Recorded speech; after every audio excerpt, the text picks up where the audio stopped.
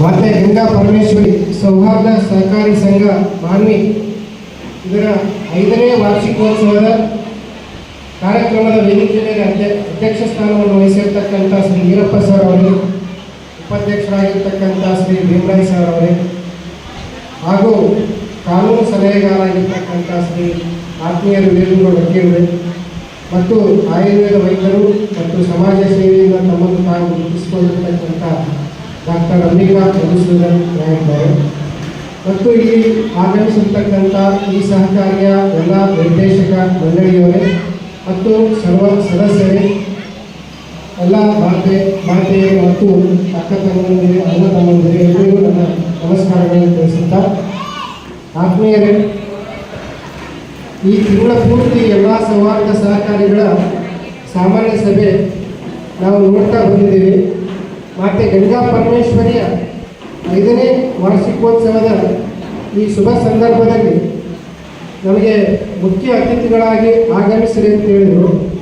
ನಾವು ಸರ್ ಅವರಿಗೆ ಹೇಳಿದೆ, ಉಲ್ಲಕ್ ಸರ್ ಮತ್ತು ಭೀಮರಾಜ್ ಸರ್ ಅವರಿಗೆ, ನಮ್ಮ ಕ್ಷೇತ್ರ ಶಿಕ್ಷಣ ಕ್ಷೇತ್ರ, ನಾವು ಸ್ವಲ್ಪ ಸರಸ್ವತಿ ಆರಾಧನೆ, ಇದು ಲಕ್ಷ್ಮೀ ಆರಾಧನೆಯ ಸ್ಥಳ, ಸ್ವಲ್ಪ ಅವರಿಗೆ ನಮಗೆ ಭಾಳ ಡಿಸ್ಟೆನ್ಸ್ ಇರುತ್ತೆ ಸರ್, ನಮಗೆ ಏನು ಮಾತಾಡಬೇಕು ಸೌಹಾರ್ದ ಬಗ್ಗೆ ಗೊತ್ತಿರಲ್ಲ ಅಂತೇಳಿ. ಆದರೂ ಇಲ್ಲ ಸರ್, ಒಂದು ಸಲ ಆದರೂ ನಮ್ಮ ಕಾರ್ಯಕ್ರಮಕ್ಕೆ ಬಂದ್ರಿ ಅನ್ನೋದಕ್ಕಾಗಿ ತಮ್ಮ ಒಂದು ಇನ್ವಿಟೇಷನ್ನ ಮನ್ನಿಸಿ ಇಲ್ಲಿಗೆ ಆಗಮಿಸಿದ್ದೀವಿ. ಆತ್ಮೀಯ ಎಲ್ಲ ಸ್ನೇಹಿತರೆ, ಜೀವನ ಅಂದರೆ ಏನಂದರೆ 40 ವರ್ಷಗಳವರೆಗೆ ಆರೋಗ್ಯವನ್ನು ಹಾಳು ಮಾಡಿಕೊಂಡು ಹಣ ಗಳಿಸೋದು, ತದನಂತರ ಆ ಹಣವನ್ನು ಖರ್ಚು ಮಾಡಿ ಆರೋಗ್ಯವನ್ನು ಗಳಿಸ್ಕೊಳ್ಳೋದು, ಇದು ಒಂದು ಲೈನಲ್ಲಿ ನಾವು ಜೀವನವನ್ನು ಈಗಿನ ಕಾಲಕ್ಕೆ ನಾವು ಅರ್ಥೈಸ್ಬೋದು. ಅದಕ್ಕೋಸ್ಕರ ಈ ಸೌಹಾರ್ದ ಸಹಕಾರಿಯ ಎಲ್ಲ ಸಹಕಾರಿಗಳ ಲಾಭಾಂಶ ನೋಡಿದರೆ ಒಟ್ಟು ಮಾನವೀಯ 36 ಸಹಕಾರಿಗಳಲ್ಲಿ ಇವತ್ತು ಜನರಲ್ ಬಾಡಿ ಮೀಟಿಂಗ್ ನಡೀತಿದೆ. ಎಲ್ಲ ಸಹಕಾರಿಗಳು ಲಾಭದಾಯಕವಾಗಿವೆ, ಎಲ್ಲ ಶಿಕ್ಷಣ ಸಂಸ್ಥೆಗಳು ಲಾಭದಾಯಕವಾಗಿದ್ದಾವೆ, ಎಲ್ಲ ವ್ಯಾಪಾರಸ್ಥರು ಲಾಭದಾಯಕವಾಗಿದ್ದಾರೆ, ಎಲ್ಲ ಕ್ಷೇತ್ರಗಳಲ್ಲಿ ಲಾಭ ಇದೆ. ಎದುರಾಗಿ ನಷ್ಟ ಹೊಂದಿದ್ದೀವಿ ಅಂದರೆ ನಾವು ಆರೋಗ್ಯದಲ್ಲಿ ನಷ್ಟ ಹೊಂದಿದ್ದೀವಿ ಅಂತ ಹೇಳಿ ಎಲ್ಲರೂ ಈ ಸಹಕಾರಿ ಅಂತಕ್ಕಂಥ ಶಬ್ದ ಯಾಕೆ ಬಳಸ್ತಾರೆ ಈ ಸೌಹಾರ್ದ ಸಹಕಾರಿ ಅಂತಂದರೆ, ಸಹಕಾರ ಅಂದರೆ ಏನು? ಈ ಒಂದು ಕಡೆ ಒಂದು ಮೃಷ್ಟಾನ್ನ ಭೋಜನ ಏರ್ಪಡಿಸಿರ್ತಾರೆ, ಒಂದು ಹಾಲಲ್ಲಿ ನಿಮಗೆ ಏನು ಬೇಕು ಜಗತ್ತಿನಲ್ಲಿರ್ತಕ್ಕಂಥ ಎಲ್ಲ ಮೃಷ್ಟಾನ್ನ ಭೋಜನಗಳನ್ನು ಏರ್ಪಡಿಸಿ ಒಂದು ರೂಮ್ನಲ್ಲಿ ಒಂದು 50-100 ಜನರಿಗೆ ಕೊಡ್ತಾರೆ. ಅದನ್ನು ಯಾರಾದರೂ ಎಷ್ಟು ಬೇಕಾದರೂ ಊಟ ಮಾಡ್ಬೋದು. ಆದರೆ ಒಂದು ಕಂಡೀಷನ್ ಆಗ್ತಾರೆ ಅಲ್ಲಿ ಆಯೋಜಕರು, ಈ ಮೊಳಕೆ ಇದೆಯಲ್ಲ, ಎಲ್ಬೋ ಜಾಯಿಂಟ್ ಅಂತೇಳಿ ಜಾಯಿಂಟ್, ಇದನ್ನು ಮಡಿಸಬಾರ್ದಂಗೆ ತಿನ್ನಬೇಕು. ಎಲ್ರಿಗೂ ಒಂದು ಕಂಡೀಷನ್ ಅಂದರೆ ಇದನ್ನು ಮಡಿಸಬಾರ್ದು, ಹಂಗೆ ತಿನ್ನಬೇಕು ಅಂತ ಹೇಳ್ತಾರೆ. ಆಗ ಎಲ್ಲರೂ ಒಳಗಡೆ ಊಟ ಅಂದ ತಕ್ಷಣ ನಮಗೆ ಆಸೆ, ನಮ್ಮ ಆರೋಗ್ಯದ ಲಕ್ಷ್ಯ ಇರಲ್ಲ, ನಮ್ಗೆ ಯಾರು ಏನು ಕೊಟ್ಟರು ತಿನ್ನಬೇಕು ಅನ್ನೋದು ನಮ್ಮ ಗುರಿ. ಅದು ಇವಾಗ ಒಳಗಡೆ ಎಲ್ಲ ಪುಷ್ಪಾಂಗ ಭೋಜನಗಳು, ಹಣ್ಣು ಹಂಪಲ, ಗೋಡಂಬಿ, ದ್ರಾಕ್ಷಿ, ಸ್ವೀಟ್ಸ್ ಎಲ್ಲ ಇದೆ. ತಿನ್ನಕ್ಕಂತ ತಗೋತಾರೆ, ಈಗ ಮಡಿಸಬಾರ್ದು ಅಂತ ಕಂಡೀಷನ್. ಒಳಗೆ ಬಂದೊಳಗೆ ಬೆಂಡಾಗಲ್ಲ. ಎಲ್ಲರೂ ಹೆಂಗೆ ತಿನ್ನಬೇಕು ಗೊತ್ತಾಗಲ್ಲ ಅಂತ ಹಿಂಗೆ ಹಾಕ್ತಾರೆ, ತೂರ್ತಾರೆ, ಎಲ್ಲ ಚೆಲ್ಲಾಪಿಗೆ ಆಗ್ತದೆ. ಹಾಲು ತುಂಬ ಊಟ ಚೆಲ್ಲಾಪಿಗೆ ಆಗ್ತದೆ. ಆಗ ಅದರಲ್ಲಿ ಒಬ್ಬ ವ್ಯಕ್ತಿ ವಿಚಾರ ಮಾಡ್ತಾನೆ, ಇದು ಇಷ್ಟೊಂದು ಊಟ ಕೊಟ್ಟು ಕೈ ಮಡಿಸಬಾರ್ದು ಅಂತ ಇಷ್ಟು ಹಾಳಾಗ್ತದೆ, ಎಲ್ಲರೂ ಒಂದು 5 ನಿಮಿಷ ನಿಲ್ರಿ, ನಾವೊಂದು ಕೆಲಸ ಮಾಡೋಣ ಅಂತ ಹೇಳಿದೆ. ಎಲ್ಲರೂ ಸಾಲಾಗಿ ನಿಂದರೆ ಈ ಕಡೆ ಅಂತ ಸರಿ, ಅದು ಇನ್ನೊಬ್ರು ಈ ಲೈನ್ ನಿಂದ್ರೆ ಅಂತ ಎದುರು ನಿಂತು ನೀವು ಎದುರಿಗಿದ್ದವರು ಊಟ ತಗೊಂಡು ಎದುರಿಗವ್ರು ತಿನ್ನಿಸ್ರಿ, ನಾವು ನಿಮಗೆ ತಿನ್ನಿಸ್ತೀವಿ, ನೀವು ನಮಗೆ ತಿನ್ನಿಸ್ರಿ, ಎಲ್ಲರೂ ಊಟ ಮಾಡ್ಬೋದು ಅಂತ. ಆ ಒಂದು ಪರಿಕಲ್ಪನೆಯಲ್ಲಿ ಸಹಕಾರವನ್ನು ನಾವು ತಿಳ್ಕೊಂಡು, ಸಹಕಾರಿ ಸಂಘ ಅಂದರೆ ಯಾರೋ ಒಬ್ಬರು ಇವತ್ತು ಈ ಅಧ್ಯಕ್ಷರಾದ ನಿರ್ದೇಶಕರು ಯಾಕೆ ಸಹಕಾರಿ ಸಂಘ ಮಾಡಿದರು, ಅವರೇ ಅಷ್ಟು ಯಾಕೆ ಜನ ಸೇರಿದ್ರು, ಉಳಿದವ್ರು ಯಾಕೆ ಬರಲಿಲ್ಲ ಅಂದರೆ ಸಹಕಾರ ಅನ್ನೋದು ಇದು ಒಂದು ಬ್ಯಾಂಕ್ ಅಷ್ಟೇ ಅಲ್ಲ, ಮನೋಭಾವನೆ ಕೂಡ. ಅವರು ನಮ್ಮ ಮನಸ್ಸಿನಲ್ಲಿ ಸಹಕಾರ ಮನೋಭಾವಿಕರು ಮಾತ್ರ ಕೂಡ್ತೀವಿ ನಾವು. ಆ ಮನೋಭಾವಿಕರು ಎಲ್ಲರೂ ಸೇರಿಕೊಂಡು ಒಬ್ಬ ಅಧ್ಯಕ್ಷರನ್ನ ಆಯ್ಕೆ ಮಾಡಿ ಈ ರೀತಿಯಲ್ಲಿ ನಾನು ನಿಮ್ಗೆ ಊಟ ಮಾಡಿಸ್ತೀನಿ, ನೀವು ನಮ್ಗೆ ಊಟ ಮಾಡಿಸ್ತೀನಿ ಅಂತ ಒಂದು ಮನೋಭಾವ ಇತ್ತಲ್ಲ, ಆ ಮನೋಭಾವದಿಂದ ಇವತ್ತು ಮಾತೆ ಗಂಗಾ ಪರಮೇಶ್ವರಿ ಸಹಕಾರಿ ಸಂಘ ನಡೀತಾ ಇದೆ ಅಂತೇಳಿ ಹೇಳಕ್ಕೆ ನಾನು ಇಷ್ಟಪಡ್ತೀನಿ. ಅದೇ ರೀತಿಯಾಗಿ ತಾವುಗಳು ಕೂಡ ಇದರಲ್ಲಿ ಸದಸ್ಯರಿರ್ಬೋದು, ಅಥವಾ ನೀವು ಸಾಲ ತಗೊಂಡಿರ್ಬೋದು ಎಲ್ಲರೂ ಒಂದೇ ಉದ್ದೇಶ ಇರಲಿ, ಸಾಲ ತಗೊಳ್ಳುವಾಗ ನಮ್ಮ ಭಾವನೆ ಯಾರಿರುತ್ತೋ ಕಟ್ಟುವಾಗ ಅದೇ ಭಾವನೆ ಇದ್ದು ಬಿಟ್ಟರೆ ಸಾಕು, ಬೇರೆ ಏನೂ ಬೇಕಾಗಿಲ್ಲ. ಯಾಕಂತಂದ್ರೆ ಇವತ್ತು 36 ಸಹಕಾರಿಗಳಿದೆ, 35 ನ್ಯಾಷನಲೈಸ್ ಬ್ಯಾಂಕ್ಗಳಿದೆ ಮಾಹಿತಿಯಲ್ಲಿ. ಅತಿ ಹೆಚ್ಚು ಶಿಕ್ಷಣ ಸಂಸ್ಥೆಗಳಿಗಿಂತ ಹೆಚ್ಚು ವಾಣಿಜ್ಯ ಸಂಸ್ಥೆಗಳು ನಮ್ಮ ಮಾಹಿತಿಯಲ್ಲಿ ನೋಡಲಿಕ್ಕೆ ಸಿಗ್ತವೆ. ಅದಕ್ಕಾಗಿ ಕಾಂಪಿಟೇಷನ್ ರೀತಿಯಲ್ಲಿ ಸಾಲ ಕೊಡುವ ಬರದಲ್ಲಿ ನಾವೇನು ಮಾಡಬೇಕು, RBIನ ಕಾನೂನುಗಳನ್ನು ಪಾಲಿಸಬೇಕು. ಆ ಬ್ಯಾಂಕಲ್ಲಿರ್ತಕ್ಕಂಥ ಸಿಬ್ಬಂದಿಯವರು ಯಾವುದೇ ಕಾರಣಕ್ಕೂ ಯಾವ ನಿರ್ದೇಶಕರು ಹೇಳಿ ಅಧ್ಯಕ್ಷರು ಹೇಳಿದ್ರು ಕೂಡ ಆ CEO ಇರ್ಬೋದು, ಮ್ಯಾನೇಜರ್ ಏನು ಹೇಳ್ಬೇಕಂದ್ರೆ ಆ ಕಾನೂನುಗಳನ್ನು ಮತ್ತೆ ಅವರಿಗೆ ಹೇಳಬೇಕು. ಇಲ್ಲ ಸರ್, ಇದು ಕಾನೂನು ಪ್ರಕಾರ ಕೊಡಕ್ಕೆ ಬರಲ್ಲ, ನಮ್ಮ ನಿವ್ವಳ ಬಂಡವಾಳ ಎಷ್ಟಿರುತ್ತೆ, ಠೇವಣಿ ಎಷ್ಟಿರುತ್ತೋ ಆ ಬ್ಯಾಂಕಿಗಾದ್ರೆ 60% ಮಾತ್ರ ಸಾಲಗಳನ್ನು ವಿತರಣೆ ಮಾಡಬೇಕು. ಮತ್ತು ಅನುತ್ಪಾದಕ ಸಾಲ ಎಷ್ಟಿರಬೇಕು, ಬಿಲೋ 6% ಆಗಿರಬೇಕು. ಮತ್ತು ನಮ್ಮ ಪ್ರತಿ ವರ್ಷದ ಕ್ಯಾಪಿಟಲ್ ಗೇನ್ ಎಷ್ಟಿರಬೇಕು, 20 to 25% ಕ್ಯಾಪಿಟಲ್ ಗೇನ್ ಜಾಸ್ತಿ ಆಗ್ತಾ ಹೋಗಬೇಕು. ಇಂಥ ಒಂದು ಏನು ಗೈಡ್ಲೈನ್ಸ್ ಇದ್ದಾವೆ ಅಥವಾ ಅನುಭವಸ್ಥರನ್ನ ಕೇಳಿ ಸಿಬ್ಬಂದಿ ವರ್ಗದವರು ಮಾತ್ರ ಯಾವತ್ತೂ ನಿರ್ದೇಶಕ ಮಂಡಳಿಯವರಿಗೆ, ಯಾಕಂದ್ರೆ ನಿರ್ದೇಶಕರಿಗೆ ಕೆಲಸನ ಕಷ್ಟ ಆಗ್ತದೆ. ಪರಿಚಯದವರು ಬಂದು ಲೋನ್ ಕೇಳಿಬಿಡ್ತಾರೆ, ಕಾನೂನು ಹೇಳಿದ್ರೆ ತಪ್ಪಾಗ್ತದೆ, ಕೊಡಲಿಲ್ಲ ಅಂದರೆ ಸಂಬಂಧಗಳು ಕೆಡ್ತದೆ. ಅಂಥ ಸಂದರ್ಭ ಬಂದಾಗ ಸಿಬ್ಬಂದಿಯವರ ಒಂದು ಚಾಣಾಕ್ಷತೆಯಿಂದ, ಒಂದು ಒಳ್ಳೆಯ ನಡವಳಿಕೆಯಿಂದ ಆ ಸಮಸ್ಯೆಯನ್ನು ಸರಿಪಡಿಸಿ ಯಾವತ್ತು ನಾನು ಸಿಬ್ಬಂದಿಯವರಿಗೆ ಹೇಳ್ತಿರ್ತೀನಿ. ಬ್ಯಾಂಕ್ ಸಿಬ್ಬಂದಿಯವರನ್ನ ಭಾಳಷ್ಟು ಜನ ಆತ್ಮೀಯರಿರ್ತಾರೆ, ಅವ್ರಿಗೆ ನಾನು ಜೋಕ್ ಮಾಡ್ತಿರ್ತೀನಿ, ನಿಮ್ಗೆ ಏನು ಹೇಳೋರು ಬ್ಯಾಂಕ್ನವ್ರದಂದ್ರೆ ಮಂದಿ ದುಡ್ಡು ಎಣಿಸಿ ಟೆನ್ಷನ್ ತೊಗೊಳ್ಳೋದು. ಬ್ಯಾಂಕ್ ಸಿಬ್ಬಂದಿ ಅಂದೇನಂದ್ರೆ ನಮ್ಮ ದುಡ್ಡು ಎಣಿಸಿದ್ರೆ 10 ಸಲ ಎಣಿಸ್ತೀವಿ, 5,000 ರೂಪಾಯಿ ಯಾರಿಗೆ ಕೊಟ್ಟರು 4 ಸಲ ಎಣಿಸ್ತೀವಿ, ಮತ್ತೆ ಕನ್ಫ್ಯೂಷನ್ ಆಗ್ತದೆ. ಅವರು ಸಾವಿರಾರು ಗಂಟೆ ಕೋಟಿಗಟ್ಟಲೆ ಒಬ್ಬ ಪಿಗ್ನಿ ಏಜೆಂಟ್ಗಳು 50,000 ತರ್ತಾರ, ಅದ್ರಾಗ ಹರಿದು ನೋಡಿರ್ತಾವ, ಮಾಸಿದ ನೋಡಿರ್ತಾವ, ಎಲ್ಲ ತಿಳಿಸ್ತಾರಲ್ಲ. ಅವ್ರು ನೀವು ನೋಡಿ ಮನೆಗೆ ಬಂದರೂ ಟೆನ್ಷನ್ ಇರ್ತಾರೆ ಬ್ಯಾಂಕ್ ಸಿಬ್ಬಂದಿ. ಯಾಕಂದ್ರೆ ಎಲ್ಲಿ ಒಂದು ಕ್ಯಾಲ್ಕುಲೇಷನ್ ತಪ್ಪಾಗುತ್ತೋ, 100 ರೂಪಾಯಿ ತಪ್ಪಾಗೋದು ಗೊತ್ತಿಲ್ಲ. ಪ್ರತಿ ಡೇ ಕ್ಲೋಸ್ ಮಾಡಬೇಕಾದಾಗ ಆ ಏನಾದ್ರು ಕ್ಲೋಸ್ ಮಾಡೋದು 500,000 ರೂಪಾಯಿ ಡಿಫ್ರೆನ್ಸ್ ಬಂದರೆ ಅವ್ರ ಕೈಗೆ ಆಯ್ತು ಸರಿಪಡಿಸಿ ಬರಬೇಕು ಹೊರತಾಗಿ ಯಾರಿಗೆ ಹೇಳಂಗಿಲ್ಲ. ಅದಕ್ಕೋಸ್ಕರ ಅವ್ರಿಗೆ ನಮ್ಮ ಫ್ರೆಂಡ್ಸ್ಗೆ ಹೇಳ್ತಿರ್ತೀನಿ, ಬೇರೆಯವ್ರ ದುಡ್ಡು ಎಣಿಸಿ ಟೆನ್ಷನ್ ತಗೊಳ್ಳೋರು ಯಾರಂದ್ರೆ ಅವ್ರು ಬ್ಯಾಂಕ್ ಸಿಬ್ಬಂದಿ ಅಂತ ನಾವು ಕಾಮಿಡಿಯಾಗಿ ಹೇಳ್ತಿರ್ತೀವಿ. ಆದರೆ ಅವರು ಬುದ್ಧಿವಂತಿಕೆಯಿಂದ ಮಾತ್ರ ಸೌಹಾರ್ದ ಸಹಕಾರಿಗಳು ಉನ್ನತ ಅಭಿವೃದ್ಧಿ ಸಹಾಯ ಮಾಡಲಿಕ್ಕೆ, ನಮಗೆ ಡೆವಲಪ್ಮೆಂಟ್ ಆಗಲಿಕ್ಕೆ ಸಹಾಯ ಮಾಡ್ತದೆ ಅಂತ ಹೇಳ್ತಾ, ಅದೇ ರೀತಿಯಾಗಿ ನಮ್ಮ ನಿರ್ದೇಶಕರಾದ ಕೂಡ ಅಥವಾ ಯಾರೇ ಸಾಲ ಕೊಡಿಸುವಂಥ ಜವಾಬ್ದಾರಿ ಹೊತ್ತವರು ಅಲ್ಲಿ ಬ್ಯಾಂಕಿನ ಕಾನೂನುಗಳೇನಿದ್ದಾವೆ, ಬ್ಯಾಂಕಿನ ನಿಯಮಗಳೇನಿದ್ದಾವೆ ಅದನ್ನು ನೀವು ಅರ್ಥ ಮಾಡಿಕೊಳ್ಳಿ, ಸಾಲ ಪಡೆಯೋರಿಗೂ ಅರ್ಥ ಮಾಡಿಸ್ಕೊಳ್ಳಿ. ಯಾಕಂದರೆ ಅದರಲ್ಲಿರೋ ಈ ದೀಪ ಹಚ್ಚಿದ್ದೀವಿ ನಾವೆಲ್ಲರೂ ಉದ್ಘಾಟನೆ, ಅದರಲ್ಲಿ ಆಗಿರೋ ಎಣ್ಣೆನೂ ನಮ್ಮದೇ, ಬತ್ತಿನೂ ನಮ್ಮದೇ, ಅಥವಾ ಅದಕ್ಕೆ ಹಚ್ಚೋ ಮೇಣಬತ್ತಿ ನಮ್ಮದೇ, ಮ್ಯಾಚ್ ಬಾಕ್ಸು ನಮ್ಮದೇ. ಆ ದೀಪನ ನಾವು ಹುಟ್ಟಿದ್ರೆ ಸುಡುತ್ತೆ, ನಮ್ಮನ್ನೇ ಸುಡೋದು ಅದು ಗುಣ. ದೀಪವನ್ನು ನಾವು ಎಷ್ಟು ಅತಿ ದೂರವಾದರೂ ಕತ್ಲ, ಅತಿ ಸಮೀಪವಾದರೂ ಸುಡುತ್ತದೆ. ಅದರ ಒಂದು ಅಂತರದಲ್ಲಿ ನಾವು ಮೇಂಟೈನ್ ಮಾಡಿದಾಗ ಬೆಳಕು ಬರುತ್ತದೆ.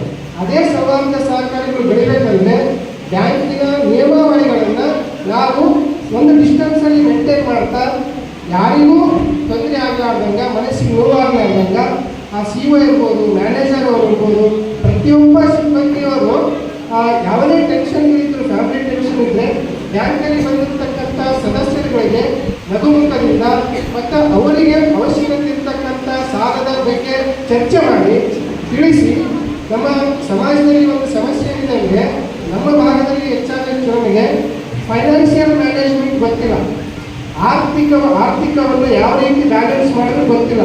ಸಾಲ ಕೊಡ್ತಾರೆ 50,000 ತೊಗೊಂಡ್ಬಿಡೋದು, ಅದನ್ನು ನಾವು ಮರಳಿ ಹೆಂಗೆ ಕಟ್ತೀವಿ ಅನ್ನೋದ್ರ ಬಗ್ಗೆ ನಾವು ಮ್ಯಾನೇಜರ್ಗಳು ಗ್ರಾಹಕರನ್ನು ಕರ್ಕೊಂಡು ಅಥವಾ ಸದಸ್ಯರನ್ನು ಕರ್ಕೊಂಡು ಕೂಡಿಸಿ ಆ ಸಾಲದ ಉದ್ದೇಶವನ್ನು ಯಾವುದಕ್ಕೆ ಬಳಸ್ತೀರಿ, ರೂಲ್ಸ್ ಪ್ರಕಾರ ಅಲ್ಲ, ಆಸ್ ಎ ಫ್ರೆಂಡ್ ಆಗಿ ಹೇಳಿದ್ರೆ ಅಥವಾ ಆಸ್ ಎ ಬ್ರದರ್ ಆಗಿ ಅವ್ರಿಗೆ ತಿಳಿಸಿ ಹೇಳಿದಾಗ ಅವರು ನಾನು ಇಂಥದ್ದು ಬಳಸ್ತಾ ಇದ್ದೀನಿ ಅಂದಾಗ ಅವರು ಹಾಕಿರೋ ಬಂಡವಾಳ ಒಳ್ಳೆ ಬರ್ತಾ ಇಲ್ಲ, ಎಷ್ಟು ಪರ್ಸೆಂಟೇಜ್ ಬರ್ತದೆ, ಆ ರೀತಿಯಾಗಿ ಅವರಿಗೆ ಒಂದು ಗೈಡ್ ಮಾಡಿ. ಯಾಕಂದರೆ ನೀವೆಲ್ಲ ಬ್ಯಾಂಕಲ್ಲಿ ವರ್ಕ್ ಮಾಡ್ತಕ್ಕಂಥವ್ರು ಎಲ್ಲ BCom ಅಥವಾ MBA BBM ಓದಿರ್ತೀರಿ, ನಿಮಗೆ ಆರ್ಥಿಕತೆ ಬಗ್ಗೆ ಸರಿಯಾದ ಮಾಹಿತಿ ಇರುತ್ತೆ. ನಮಗೆ ಭಾಳಷ್ಟು ಹೊರಗಡೆ ಬೇರೆ ಬೇರೆ ಕ್ಷೇತ್ರದಲ್ಲಿ ಕೆಲಸ ಮಾಡೋರಿಗೆ ನಮಗೆ ಬ್ಯಾಂಕಿನ ಫಾರ್ಮೆಟ್ ಮೇಲೆ ಗೊತ್ತಿರಲ್ಲ. ದೊಡ್ಡ ಡಾಕ್ಟರ್ ಆಗಿರ್ತೀವಿ, ನಾವು ದುಡ್ಡು ವಿಡ್ರಾ ಮಾಡ್ಬೇಕಂದ್ರೆ ಮ್ಯಾನೇಜರ್ ಕೇಳ್ತೀವಿ, ಸರ್ ಇಲ್ಲಿ ಯಾವ ಕಲರ್ ನೋಡ್ತೀವಿ, ವೈಟ್ ಕಲರ್ ಬೇಕಾ, ಪಿಂಕ್ ಕಲರ್ ಡ್ರಾಫ್ಟ್ ಹೋಗ್ಬೇಕಾ, ಅದಕ್ಕೋಸ್ಕರ ಸಿಬ್ಬಂದಿ ವರ್ಗದವ್ರು ಏನು ಮಾಡಬೇಕು, ಸಾಲ ಪಡೆಯಕ್ಕೆ ಬಂದವರ ಬಗ್ಗೆ ವಿಶೇಷವಾಗಿ ತಿಳ್ಕೋಬೇಕು. ಯಾವ ಕ್ಷೇತ್ರಕ್ಕೆ ಇನ್ವೆಸ್ಟ್ ಮಾಡ್ತಿರ್ತಾರೆ, ಅದರ ಲಾಭಾಂಶಗಳೇನು, ಅದನ್ನು ಅತ್ಯಂತ ಸಂತೋಷದಿಂದ ಅವರಿಗೆ ತಿಳಿಸಿ ಹೇಳಬೇಕು. ಆ ಒಂದು ತಿಳಿಸಿ ಹೇಳಲಿಕ್ಕಾಗಿ ಮೋಸ್ಟ್ಲಿ ಮಾತೆ ಗಂಗಾ ಪರಮೇಶ್ವರಿ ಸೌಹಾರ್ದ ಸಂಘದಲ್ಲಿ ಆ CEO ಅಥವಾ ಮ್ಯಾನೇಜರ್ ಅವರನ್ನು ಸಂತೋಷವನ್ನು ಕುಳಿಸ್ಬಿಟ್ಟು, ಅದಕ್ಕೋಸ್ಕರ ಆ ಸಂತೋಷದಿಂದ ಎಲ್ಲರಿಗೆ ಸಾಲ ನೀಡಿ ಅದನ್ನು ಮರಳಿ ಪಡೆದಿರೋದಕ್ಕೆ ಕಾರಣದಿಂದಲೇ ಇವತ್ತು ಇಷ್ಟೆಲ್ಲ ಅಭಿವೃದ್ಧಿ ಆಗಿದೆ. 5 ವರ್ಷದಲ್ಲಿ ಸುಮಾರು 1200 ಜನ ಸದಸ್ಯರು ಹೊಂದಿರತಕ್ಕಂಥ ಸಹಕಾರಿಯಾಗಿ ಬೆಳೆದಿದೆ. ಅದಕ್ಕೋಸ್ಕರ ನಾವೆಲ್ಲರೂ ಒಂದು ಈ ಸೌಹಾರ್ದ ಬ್ಯಾಂಕು ಅಥವಾ ಈ ಬ್ಯಾಂಕ್ ಮಾಡಿದವರು ಸಿಕ್ಕಾಪಟ್ಟೆ ಲಾಭ ತಗೊಳ್ತಾರೆ, ನಾವು ಬಡ್ಡಿ ಕಟ್ತೀವಿ, ಅದು ಯಾವುದು ಭಾವನೆಗಳ ಆ ಕಮೆಂಟ್ ಮಾಡೋರು ಯಾವತ್ತೂ ಮುಂದೆ ಬರೋಕ್ಕೆ ಬಿಡಲ್ಲ, ಹಿಂದೆ ಹೇಳ್ತಿರ್ತಾರೆ. ಸೊ ದಯಮಾಡಿ ಇದರಲ್ಲಿ ಅಂತ ದೊಡ್ಡ ಲಾಭ ಏನಿಲ್ಲ. ನಾವು ಹೀಗೆ ವಕೀಲರು ಸಹ ಚರ್ಚೆ ಮಾಡ್ತೀವಿ, ಎಕ್ಸ್ಪ್ಲಾಂಟ್ಗಳಾಗ್ತವೆ ಅಂದರೆ ಇದು ಏನಂದರೆ ಸೌಹಾರ್ದ ರೀತಿಯಿಂದ ಕೂಡಿ ಒಬ್ಬರನ್ನೊಬ್ಬರು ಸೇರಿಕೊಂಡು ಸಹಕಾರದಿಂದ ಇನ್ನೊಬ್ಬರಿಗೆ ಸಹಾಯ ಮಾಡೋದು. ಮೊದಲಿನ ಕಾಲದಲ್ಲಿ ಅದೇ ನ್ಯಾಚುರಲ್ ಆಗಿ ಕಾಮನ್ ಆಗಿ ಮಾಡ್ತಿದ್ರು. ಆದರೆ ನಮ್ಮ ಪಾಟೀಲರು ಗದಗ ಜಿಲ್ಲೆಯ ಕಣಿಗಾಲ ಗ್ರಾಮದಲ್ಲಿ ಸ್ವತಂತ್ರ ಪೂರ್ವದಲ್ಲಿ 1905ರಲ್ಲಿ ಪ್ರಥಮ ರೈತರಿಗಾಗಿ ರೈತರು ಸೇರಿಕೊಂಡು ಒಂದು ಸಹಕಾರಿ ಸಂಘವನ್ನು ನಿರ್ಮಾಣ ಮಾಡಿ ತೋರಿಸಿದ್ದಕ್ಕೋಸ್ಕರ ಇವತ್ತು ಕರ್ನಾಟಕ ರಾಜ್ಯದಲ್ಲಿ 46,000ಕ್ಕಿಂತ ಹೆಚ್ಚು ಕೋಆಪರೇಟಿವ್ ಸೊಸೈಟಿಗಳು ಕೆಲಸ ಮಾಡ್ತಾರೆ. ಅದರಲ್ಲಿ ಭಾಳ ಹೊರಟಿದೆ. ಉತ್ಪಾದಕರ ಸಂಘ ಬೇರೆ, ಮಾರಾಟಗಾರರ ಸಂಘ ಬೇರೆ, ಹಾಲಿನ ಸಂಘಗಳು. ಫಾರ್ ಎಕ್ಸಾಂಪಲ್ KMF ಇದೆ, ನೀವು ಗೂಗಲ್ ನೋಡ್ರಿ. ಟಾಪ್ 10 ಕೋಆಪರೇಟಿವ್ ಸೊಸೈಟಿಯಲ್ಲಿ ಇರೋದು ಯಾವುದಂದ್ರೆ ಇಫ್ಕೋ, ಇಂಡಿಯನ್ ಫಾರ್ಮರ್ಸ್ ಪ್ರೊಡಕ್ಟಿವ್ ಅಂತೇಳಿ ಬರ್ತಾರೆ, ಇಫ್ಕೋ ಕಂಪ್ನಿ, ಅದು ಫಸ್ಟ್ ಇದೆ. 4ನೇ ಸ್ಥಾನದಲ್ಲಿ ನಮ್ಮ ರಾಜ್ಯದ KMF ಇದೆ. ಈ ಸಹಕಾರಿ ಸಂಘದಿಂದ ಆರ್ಥಿಕ ಕ್ರಾಂತಿ ಅಲ್ಲದೆ ನಿರುದ್ಯೋಗ ಸಮಸ್ಯೆಯನ್ನು ಹೋಗಲಾಡಿಸ್ಬೋದು. ಇವತ್ತು 4 ಜನ ಸಿಬ್ಬಂದಿ ವರ್ಗರಿಗೆ ಒಂದು ಉದ್ಯೋಗ ಅವಕಾಶ ನೀಡುತ್ತೀವಿ. ಒಂದು ಯಾವುದೋ ಸಾಲ ಕೊಟ್ಟು ಯಾವುದೋ ಒಬ್ಬ ಫ್ಯಾಮಿಲಿಯಲ್ಲಿ ಅವ್ರ ಮಕ್ಕಳ ಮದುವೆಗೋ, ಅವ್ರ ಮಕ್ಕಳ ಶಿಕ್ಷಣಕ್ಕೋ ಅಥವಾ ವ್ಯಾಪಾರ ಅಭಿವೃದ್ಧಿಗೋ, ಪ್ಲಾಟ್ ತಗೊಳ್ಳೋಕ್ಕೋ, ಮನೆ ಕಟ್ಟಲಿಕ್ಕೋ ಆ ಸಾಲದಿಂದ ನಾವೇನು ಅಭಿವೃದ್ಧಿಯಾಗಿ ಮಾಡಬೇಕು ಹೊರತಾಗಿ ಆ ಸಾಲ ಕಟ್ಟಿರೋ ಬಡ್ಡಿಯಿಂದ ಅವರೆಷ್ಟು ಅಭಿವೃದ್ಧಿಯಾಗಿರುವಂಥ ಆಲೋಚನೆ ಮಾಡೋದು ತಪ್ಪು ಕೆಲಸ. ಅದರಲ್ಲಿ ಲಾಸ್ ಇರುತ್ತೆ, ಲಾಭ ಇರುತ್ತೆ. ಆದರೆ ನಮಗೆ ಯಾವಾಗ ಸಹಾಯ ಮಾಡಿದ್ದಾರೆ ಅಂದಾಗ ಅದನ್ನು ನಾವು ಅಷ್ಟೇ ನಿಯತ್ತಾಗಿ ಎಲ್ಲ ಗ್ರಾಹಕರು ಸರಿಯಾದ ಸಮಯಕ್ಕೆ ನಾವು ಪಾವತಿಸಿದ್ದೆ ಆದರೆ ಈ ಸಂಸ್ಥೆ ಏನು ಮಾಡುತ್ತೆ, ಇನ್ನೂ ಹೆಚ್ಚಿನ ಮಟ್ಟದ ಸಾಲವನ್ನು ನೀಡಲಿಕ್ಕೆ ಹಲವಾರು ಯೋಜನೆಗಳನ್ನು ಹಾಕ್ತಾರೆ. ಹಲವಾರು ಯೋಜನೆಗಳನ್ನು ವಿದ್ಯಾರ್ಥಿಗಳಿಗೋಸ್ಕರ, ಮಹಿಳೆಯರಿಗೋಸ್ಕರ ಅಥವಾ ವ್ಯಾಪಾರಸ್ಥರಿಗೋಸ್ಕರ, ಈ ಬೀದಿ ಬರಿ ವ್ಯಾಪಾರಸ್ಥರಿಗೋಸ್ಕರ. ಯಾಕಂದ್ರೆ ಹೇಳಿದ್ರು ನ್ಯಾಷನಲೈಸ್ ಬ್ಯಾಂಕಲ್ಲಿ ಎಷ್ಟೊಂದು ಡಾಕ್ಯುಮೆಂಟ್ಸ್ ಕೇಳ್ತಾರೆ ನಮ್ಗೆ ಗೊತ್ತಿದೆ. ಅದಕ್ಕೋಸ್ಕರ ಕೋಆಪರೇಟಿವ್ ಅಂದರೆ ಈಗ ಒಂದು ಹಣ್ಣಿನ ಅಂಗಡಿ ಮಾಡ್ತಿರ್ತೀವಿ, ಕಾಯಿಪಲ್ಯ ಅಂಗಡಿ ಮಾಡ್ತಿರ್ತೀವಿ, ನಮ್ಮಲ್ಲಿ ಯಾವ ಡಾಕ್ಯುಮೆಂಟ್ ಇರಲ್ಲ, ಆದರೆ ನಿಯಮಿತವಾಗಿ ವ್ಯಾಪಾರ ಮಾಡ್ತಿರ್ತೀವಿ. ಲಾಭದಲ್ಲಿ ಕಟ್ಟಬೇಕಂತ ಆಸೆ ಇರುತ್ತೆ, ಅಥವಾ ಒಂದು 50,000 2 ಲಕ್ಷ ಸಾಲ ಬೇಕಾಗಿರುತ್ತೆ. ಅವಾಗ ಎಲ್ಲರೂ ಕಲೆ ಕಟ್ಟೋದು ಸಹಕಾರಿ ಸಂಘಗಳಂತೆ ಅಂತನ್ನೋದನ್ನು ನೆನಪಿಡಬೇಕು. ಇವತ್ತು ಇನ್ನೊಂದು ಮಾತು ಹೇಳ್ತೀನಿ, ಸಾಕಷ್ಟು ನ್ಯಾಷನಲೈಸ್ ಬ್ಯಾಂಕ್ಗಳು ಕೂಡ ಅವರು ಲಿಕ್ವಿಡ್ ಕ್ಯಾಶ್ ತರಬೇಕಂದ್ರೆ ಅಡ್ವಾನ್ಸ್ ಆಗಿ 5 ಬ್ರಾಂಚಿಗೆ ಲೆಟರ್ ಬರಬೇಕು. ಸಡನ್ ಆಗಿ ಅವ್ರಿಗೆ ದುಡ್ಡು ಕಡಿಮೆಯಿದ್ದಾಗ ಎಲ್ಲ ನ್ಯಾಷನಲೈಸ್ ಬ್ಯಾಂಕ್ನವರು ಅವ್ರು ದುಡ್ಡು ಕೇಳೋದು ಯಾರಿಗೆ ಅಂದರೆ ಇಂಥ ಸಹಕಾರಿ ಸಂಘಗಳಲ್ಲೇ ದುಡ್ಡು ತಗೊಂಡು ಅವ್ರು ಬ್ಯಾಂಕ್ ನಡೆಸುವಂಥ ಪರಿಸ್ಥಿತಿ ಇವತ್ತು ನ್ಯಾಷನಲೈಸ್ ಬ್ಯಾಂಕ್ಗಳಲ್ಲಿದೆ. ನಮ್ಮ ಕೇಂದ್ರ ಸರ್ಕಾರ ಕೂಡ ಏನು ಮಾಡಿದೆ, ಸಹಕಾರಕ್ಕೆ ಒಂದು ಸಪ್ರೇಟಾಗಿ ಸಚಿವಾಲಯ ಮಾಡಿದೆ. ಆ ಸಚಿವಾಲಯದಿಂದ ಹಲವಾರು ನಿರ್ದೇಶನಗಳನ್ನು ಕೊಡ್ತಿದ್ದಾರೆ. ಆ ನಿರ್ದೇಶನಗಳನ್ನು ನಾವು ಚಾಚು ತಪ್ಪದೆ ಪಾಲಿಸಿದ್ದೇ ಆದರೆ ನಮ್ಮ ಆರ್ಥಿಕ ಬೆಳವಣಿಗೆ ಜೊತೆಗೆ ನಾನು ಇನ್ನೊಂದು ವಿಷಯ ಹೇಳಕ್ಕೆ ಇಷ್ಟಪಡ್ತೀನಿ. ಎಲ್ಲರಿಗೂ ನಾನೊಬ್ಬ ವೈದ್ಯರಾಗಿರೋದ್ರಿಂದ ನಾನು ಜಾಸ್ತಿ ಆರ್ಥಿಕತೆ ಬಗ್ಗೆಕ್ಕಿಂತ ಆರೋಗ್ಯದ ಬಗ್ಗೆ ಕಾಳಜಿ ಮಾಡಿ ಅಂತ ಹೇಳ್ತೀನಿ. ಆರ್ಥಿಕತೆ ಎಲ್ಲಿ ಹೋಗಲ್ಲ, ನಾವು ಎಷ್ಟು ಕಷ್ಟಪಡ್ತೀವೋ ಅಷ್ಟು ದುಡ್ಡು ನಮ್ಮಿಂದ ಬರ್ತದೆ. ಆದರೆ ದುಡ್ಡು ಗಳಿಸುವ ಬರದಲ್ಲಿ ನಮ್ಮ ಆರೋಗ್ಯವನ್ನು ನಿಷ್ಕಾಳಜಿ ಮಾಡಿದ್ದೆ ಆದರೆ ಆಮೇಲೆ ಎಷ್ಟು ದುಡ್ಡು ಕೊಟ್ಟರು ಅದನ್ನು ನಾವು ಪಡೆಯೋಕ್ಕಾಗಲ್ಲ. ಇವತ್ತಿನ ಕಾಲದಲ್ಲಿ ಮುಂದೆ ತಾನೇ ವಿಜಯವಾಣಿ ಪೇಪರಲ್ಲಿ ಬಂದಿದೆ ನೋಡಿ, ಆ ಸುರಕ್ಷಿತ ಆಹಾರ ಸೇವನೆಯಿಂದ ನಮ್ಮ ದೇಶದಲ್ಲಿ 6 ಕೋಟಿ ಜನರು ಅಸ್ವಸ್ಥರಾಗ್ತಾ ಇದ್ದಾರೆ, ಅಫೆಕ್ಟ್ ಆಗ್ತದೆ. ಅದರಲ್ಲಿ 4,20,000 ಜನ ಸಾವಿಗೀಡಾಗ್ತಾ ಇದ್ದಾರೆ. ಅದಕ್ಕೆ ಆ ಸುರಕ್ಷಿತ ಆಹಾರ ಅನ್ಹೈಜೆನಿಕ್ ಫುಡ್ ಅಂತೀವಿ. ಅನ್ಹೈಜೆನಿಕ್ ಫುಡ್ ಅಂದ್ರೇನು, ಊಟ ಆದರೆ ಹೈಜಿನಾಗಿ ಇಲ್ಲ.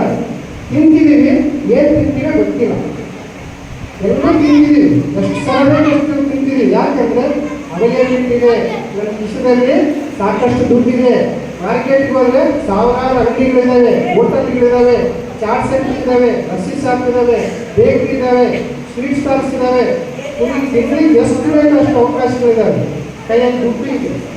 ಆದರೆ ನೆನಪಿರಲಿ, ನನ್ನ ಶರೀರಕ್ಕೆ ಏನು ಬೇಕು, ಎಷ್ಟು ತಿನ್ನಬೇಕು, ಯಾಕೆ ತಿನ್ನಬೇಕು, ಆ ತಿಂದಿದ್ದು ನನಗೆ ಅರಕ್ಷ ಶಕ್ತಿ ಇದೆಯಲ್ಲ ಇಲ್ಲ, ಅದರಿಂದ ನನ್ನ ಆರೋಗ್ಯಕ್ಕೆ ಏನು ತೊಂದರೆ ಆಗುತ್ತೆ ಆಲೋಚನೆ ಮಾಡ್ತಾರೆ.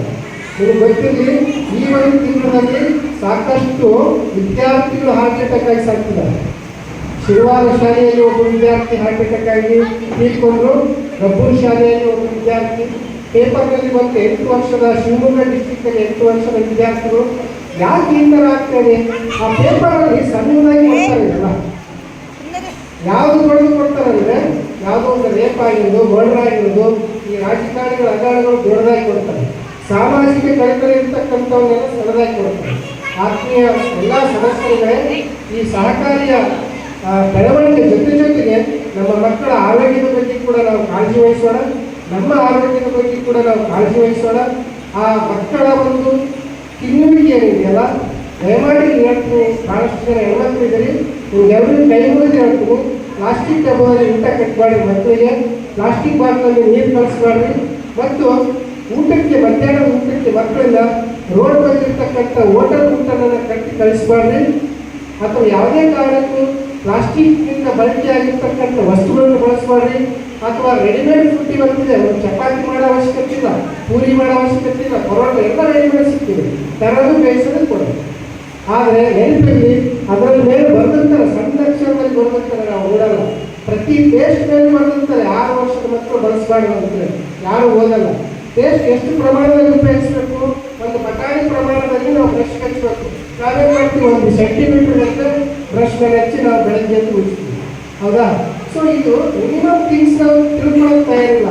ಬಟ್ ನಾವು ಎಲ್ಲದರ ಬಗ್ಗೆ ಯಾಕೆ ಕಾಳಜಿ ವಹಿಸ್ತೀವಿ? 10 ರೂಪಾಯಿ ಪಾಕೆಟ್ನ ಕಾಳಜಿಲ್ಲ ಅಂದರೆ ಮನೆಯವ್ರ ಜೊತೆ ಜಗಳ ಆಡ್ತೀವಿ. ಅಥವಾ ಶಾಲೆ ಲೇಟಾಗಿ ಕೊಟ್ಟರೆ ನಾವು ಓನರ್ ಜೊತೆ ಜಗಳ ಆಡ್ತೀವಿ. ಯಾರೋ ಒಬ್ಬ ದೋಸ್ತ 500 ರೂಪಾಯಿ ಸಹಾಯ ಕೇಳಿದ್ರೆ ಕೊಡಲ್ಲ, ಪಾರ್ಟಿ ಕೇಳಿದ್ರೆ ಕೊಡ್ತೀವಿ.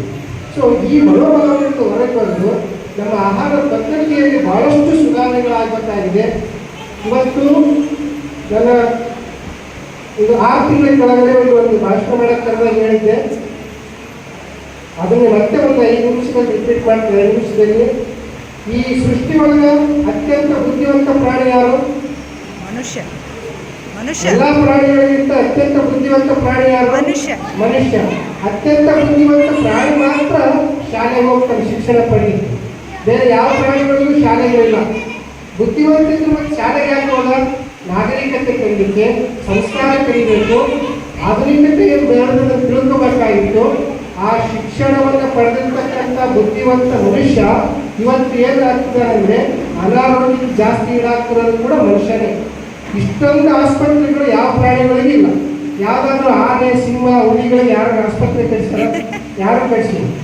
ಆದರೆ ಕೆಲವು ಪ್ರಾಣಿಗಳಿಗೆ ಆಸ್ಪತ್ರೆ ಇಲ್ಲ, ವೆಟರ್ನರಿ ಆಸ್ಪತ್ರೆ. ಯಾವ ಪ್ರಾಣಿಗಳು ಮನುಷ್ಯರ ಸಂಪರ್ಕದಲ್ಲಿ ಬೆಳೆತಿರ್ತವೆ. ಅದು ನಾಯಿ ಬೀದಿಯಲ್ಲಿ ಅವಾಗಿತ್ತು, ಮನೆ ತಂದು ಕಟ್ಟಿ, ಮನೆ ಕಟ್ಟಿ ಹಾಕಿ, ಅದು ಬಿಸ್ಕಿಟ್ ಹಾಕಿ, ಬ್ರೆಡ್ ಹಾಕಿ ಅದನ್ನು ಓಡಿಸ್ತೀವಿ. ಆನೆಗಳೆಲ್ಲ, ಪ್ರಾಣಿಗಳೆಲ್ಲ ಮಠದಲ್ಲಿ ಮಂದಿರಗಳಲ್ಲಿ ಕಟ್ಟಿ ಅದಕ್ಕೂ ಡಯಾಬಿಟಿಸ್ ಬರ್ತಾ ಇದೆ. ಸೊ ಯಾವ ಪ್ರಾಣಿಗಳು ಕಾಡಿನಲ್ಲಿ ನೈಸರ್ಗಿಕವಾಗಿ ಬದುಕಿದ್ದಾವೆ, ಅವಕ್ಕೆ ಯಾವ ರೋಗಗಳು ಬಂದಿಲ್ಲ. ಮನುಷ್ಯನ ಸಂಪರ್ಕಕ್ಕೆ ಬಂದಿರತಕ್ಕಂಥ ಪ್ರಾಣಿಗಳಿಗೆ ಒಂದು ಆಸ್ಪತ್ರೆಗಳಿದ್ದಾವೆ. ನಾವು ಹೆಮ್ಮೆ ಪಡ್ತಾ ಇದ್ದೀವಿ. ನಮ್ಮ ಜಿಲ್ಲೆಯಲ್ಲಿ, ನಮ್ಮ ತಾಲೂಕಿನಲ್ಲಿ ದೊಡ್ಡ ದೊಡ್ಡ ಆಸ್ಪತ್ರೆಗಳನ್ನು ನೋಡಿ ನಮಗೆ PSC ಸ್ಯಾಂಕ್ಷನ್ ಆದವು. ಹೈದರಾಬಾದ್, ಕರ್ನಾಟಕಕ್ಕೆ 46 PSCಗಳನ್ನು ಸರ್ಕಾರ ಸ್ಯಾಂಕ್ಷನ್ ಮಾಡಿ ಬಂದರೆ ಇದ್ರ ಬಗ್ಗೆ ಹೆಮ್ಮೆ ಮಾಡ್ತೀವಿ. ತಾಲೂಕು ಆಸ್ಪತ್ರೆಯಲ್ಲಿ ಕಿಡ್ನಿ ಡಯಾಲಿಸಿಸ್ ಸೆಂಟರ್ಗಳನ್ನು ಓಪನ್ ಮಾಡಿದ್ವಿ ಅಂತ ಹೆಲ್ತ್ ಮಿನಿಸ್ಟರ್ ಹೇಳ್ಕೊಳ್ತಾರೆ. ಜಿಲ್ಲಾ ಆಸ್ಪತ್ರೆ ಇದ್ದು ನಾವು ತಾಲೂಕು ಆಸ್ಪತ್ರೆ ತಂದಿದ್ದೀವಿ ಅಂತ ಹೇಳ್ತಾರೆ. ದೊಡ್ಡ ದೊಡ್ಡ ಆಸ್ಪತ್ರೆಗಳು, ನಮ್ಮ ಆಸ್ಪತ್ರೆಯಲ್ಲಿ CT ಸ್ಕ್ಯಾನ್ ಇದೆ, ಕಿಡ್ನಿ ಡಯಾಲಿಸಿಸ್ ಇದೆ, ECG ಇದೆ. ಅದು ಹೆಮ್ಮೆಯಿಂದ ಹೇಳ್ಕೊಳ್ಳೋ ವಿಷಯ ಅಲ್ಲ. ನಾವು ಎಷ್ಟು ಅನಾರೋಗ್ಯದಿಂದ ಬರುತ್ತಾ ಇದ್ದೀವಿ ಅನ್ನೋದು ನಾವು ಶಿಕ್ಷಣ ಪಡೆದಿರ್ತಕ್ಕಂಥವ್ರು ಕೂಡ ವಿಚಾರ ಮಾಡಬೇಕಾಗಿದೆ. ಇವತ್ತು ಇಷ್ಟೊಂದು ಶಿಕ್ಷಣ ಪಡೆದಿರ್ತಕ್ಕಂಥ ನಾವು ಒಬ್ಬ ಮಕ್ಕಳು ಅಡಿಬೇಕಾದ್ರೂ ಆಸ್ಪತ್ರೆಗೆ ಹೋಗೋ ಪರಿಸ್ಥಿತಿ ಬಂದಿದೆ. ಅವಾಗಿನ ಕಾಲದಲ್ಲಿ 5-6 ಮಕ್ಕಳು ನಡೆದ್ರು ಕೂಡ ಮನೆಯಲ್ಲಿ ನಡೀತಿದ್ರು. ಇವತ್ತು ಒಂದು ಮಗು ಜನಿಸಬೇಕಾದ್ರೂ ಕೂಡ ಇವತ್ತು ನ್ಯಾಚುರಲ್ ಆಗಿ ನಾವು ಮಕ್ಕಳನ್ನ ಏನಾದ್ರು ಆಗ್ತಾ ಇರ್ತಕ್ಕಂಥ ಸ್ಥಿತಿ ಕಲ್ತಿದ್ದೀವಿ. ಅದಕ್ಕಾಗಿ ನೋಡಿ ಎಲ್ಲ ಆಸ್ಪತ್ರೆಗಳು, ಜಿಲ್ಲಾ ಆಸ್ಪತ್ರೆಗಳಲ್ಲಿ IVF ಸೆಂಟರ್ ಇದೆ, ಇನ್ಫರ್ಟಿಲಿಟಿ ಸೆಂಟರ್, ಸಂತಾನ ಸಾಫಲ್ಯ ಕೇಂದ್ರ. ಒಂದು ಮಗುವನ್ನು ಅಡಿಬೇಕಾದ್ರೂ ನಾವು ಆಸ್ಪತ್ರೆಗೆ ಹೋಗೋ ಪರಿಸ್ಥಿತಿಗೆ ಬಂದು ನಿಂತಿದ್ದೀವಿ ಅಂದಾಗ ನಾವು ಯಾಕೆ ಈ ಕಡೆ ವಿಚಾರ ಮಾಡ್ತಾ ಇಲ್ಲ, ಆರೋಗ್ಯದ ಬಗ್ಗೆ ಯಾಕೆ ವಿಚಾರ ಮಾಡ್ತಾ ಇಲ್ಲ?